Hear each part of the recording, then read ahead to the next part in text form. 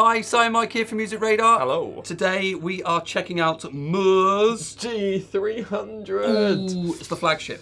It is. It was. Everyone was super excited about it at NAMM. Yes, they were. Because it's their sort of answer to the Helix and the Headrush pedal board. And here we have it. The specs are mighty impressive. Just to reel them off. Go on. 108 digital amp models, 164 effects, 43 factory cab sims, and a fully featured IR loader, synth engine, tone capture, 30-minute looper with loop sessions that are storable. External device switching as well, if you want, and direct USB audio.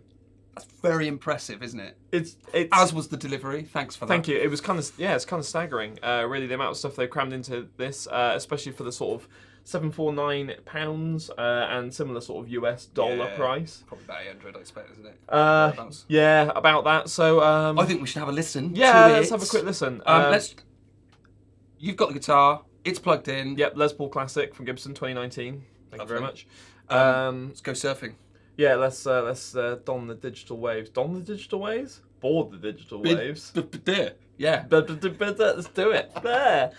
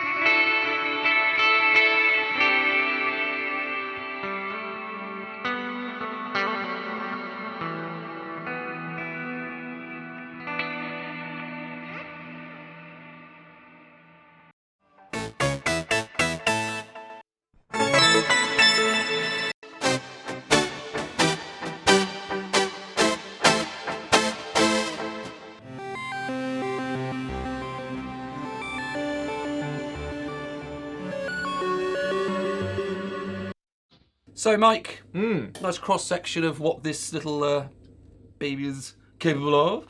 Yes, it's a lot. Yeah, there's much crammed in. We haven't touched on, obviously, the looper, which we're going to look at in a minute.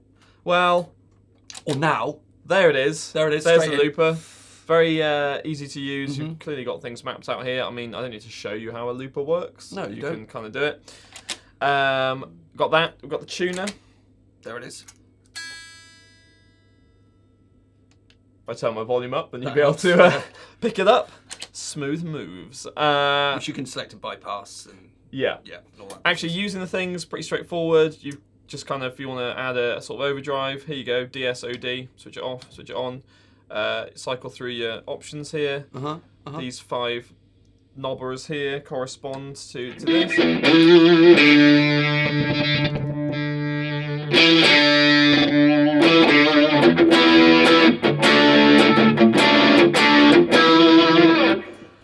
That's a clon spelt slightly differently, so it's quite a subtle nod there. But try finding a 3-band EQ on a clon. Well, you won't. There it is. Mooer have made a better clon. Well, you said here first. It sounds very good though. I have to say that's running into sort of their Vox emulation or box. Again, very clever. What I also like, you heard some of the synth patches there. Yeah. I mean, tracking's pretty solid. Yeah.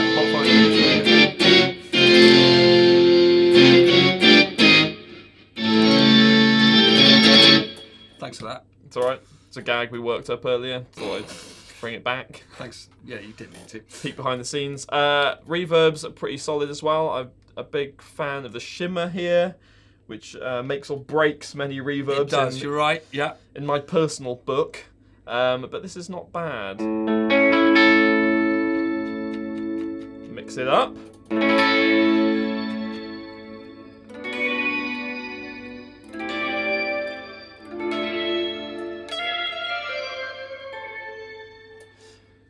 Tracking, pretty solid. Not too shabby. Nice job. Well done. Lots of nice delays.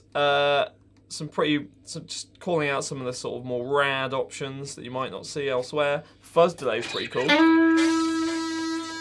Oh, there it is. I like. I can't think where I'd use it, but I like it. No, I can't think either, but it's there, should you so want it. That's all pretty snazzy. We haven't really touched on the tone capture feature, but that's there. Mm-hmm. Just rigging it up is a bit of a thing. So, yes, we're just doing what we can here. We are but 2 men, and we've got many other editorial responsibilities. This is eating into that time, so let's wrap it up. Let's talk about a few misgivings, like some of the rotaries. Yes. When we were in the synth, we're surfing through all the synth pages. There's a few pages for synth. Yeah. The cutoff. If you want to start doing any sweeps or anything like that, there's a lot of micro movements. Yeah, I mean, if I want to go from 0 to full feedback. Yeah. Oh, my bloody fingers! God. Ow, knackering. Friction burns and everything. Yeah, so that's that. Not a touchscreen, not a deal breaker. But let's just not forget the Helix doesn't have a touchscreen either. No, just the gig board. Yeah. Expression pedal access isn't especially intuitive. It's not super Not as intuitive as the rest of the kind of. No, because the rest of this is pretty straightforward. Yeah. I mean, there we go. I can switch everything off. Yeah. Switch it back on. The other thing I really like is the cab sim sort of options. So here we're on a JCM 800 patch that I set up earlier. Well, Mooer set up. And you can see you've got a choice of many different mics here, which is handy. Yeah. But also the positioning of the mic makes a big difference to the sound. So if there's any sounds you hear in the demo or in the presets that you might think, a bit woofy, a bit woolly, adjusting this seems to make a big difference. Yeah, okay. As per miking a real amp. Yeah.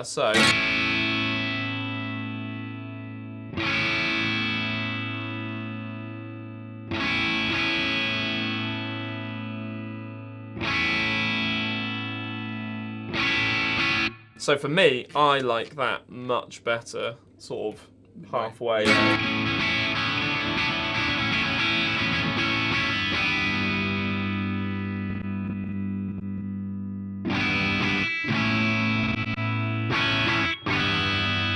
There's so many options. I mean, you can get a bit lost in how much options. Yeah, it's kind of staggering. Yeah. But also, something else I like is that if you activate the synth mode in patches where the synth mode isn't sort of assigned or thought about, you get some weird stuff going on. What's going on? Nobody knows. It's like they sort out the most atonal option possible.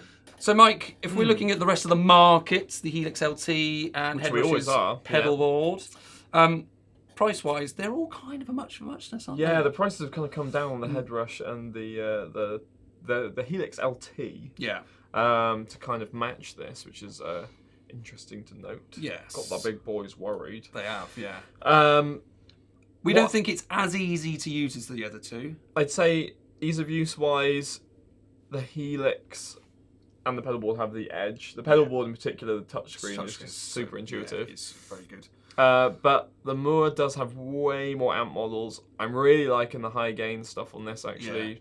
Possibly more immediate to me than Helix, which required a little bit more tweaking in my book. And the synth engine is very in depth. Yes, if you're big on synthia sounds, Yeah. I think the Mooer's got the edge there as well. It's got a fair amount going on with it. Yeah, what'll be interesting to see is how many updates are sort of provided over the life of the product to sort of keep it see. fresh. Yeah, exactly, because that's where could have a little something over the others. Well, we shall see. But it's honestly a really close call, and of course the Boss GT1000 as well. I think this is kind of similar to that in terms of ease of use, actually. Right. But there's feels like there's so little between all these guys. Yeah, it's definitely now a crammed market, isn't it? Yeah, very it much is. the And same stuff. The Fractal's coming out soon. Of course. We should be getting that in, won't we? Oh yeah. Oh, gosh. so much to do. So little time. I know, and so hard to choose. So hard to choose. And on that note, we shall say goodbye. Don't forget to like and comment and share wherever you're seeing this right now. And head on over to musicradar.com for all the latest news, reviews and tutorials. See you soon. Cheers. Cheers.